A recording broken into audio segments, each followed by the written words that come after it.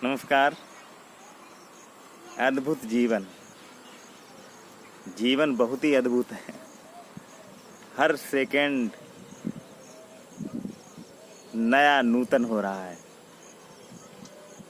यहाँ जो दिख रहा है वो कुछ भी स्थिर नहीं है।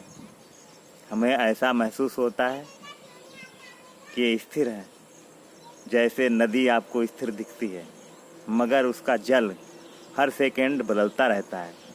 इसी प्रकार हम आपके सामने हैं। ये पेड़ पौधे हैं, फसलें हैं, वृक्ष हैं, आकाश है, चारों तरफ एक जैसा ही दिखता रहता है, मगर ये स्थिर नहीं है। हर सेकंड इसमें, मतलब वहाँ सेकंड के भी अरबों खरबों हिस्से किए जाएं, उसमें भी परिवर्तन हो रहा है।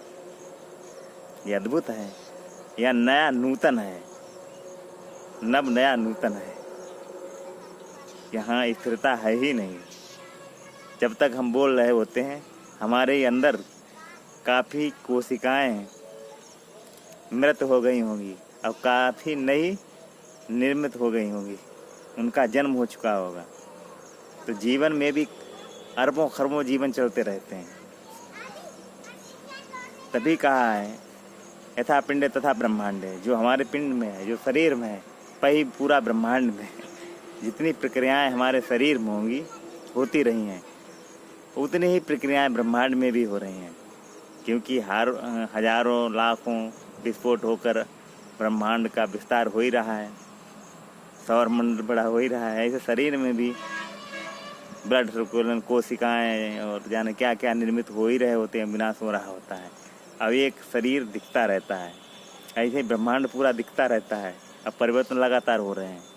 तो जीवन स्थिर दिखता है, मगर स्थिर है नहीं, हर समय परिवर्तनशील है। मगर एक चीज़ स्थिर है, वो है चेतना। चेतना से जुड़ जाएं तो हम भी अमर हो जाएंगे, आप भी अमर हो जाएंगे। मतलब अमृत तो ये शरीर नहीं होगा। जो चेतना हमेशा से रही है, आदि से अनंत तक, उसके साथ एक होने पर वही एक ही जैसी रहेगी, उसमें कोई परिवर्तन नहीं है, क्योंकि उसी से सब प्रकट होते हैं और उसी में विलीन हो जाते हैं। यही अमरता है। अगर उसके साथ हम जुड़ जाएं, उससे एकाकार हो जाए, तो हम अनंत हो गए। तभी कहा गया है कि हम ध्यान से, संयम से उसे एकाकार करके अमृत पालेंगे। और हमारे यहाँ ये कहा गया है कि ऐसे ही ऋषि मुनि अमृत प्राप्त करते थे। तो शरीर तो नाशवान है ही, नष्ट हो जाएगा, आज है कल नहीं होगा।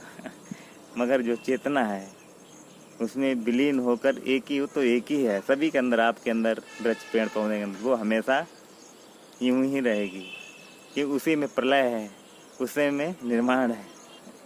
ये अद्भुत चीज़ें हैं, इनको जाने और खुश रहें। नमस्कार।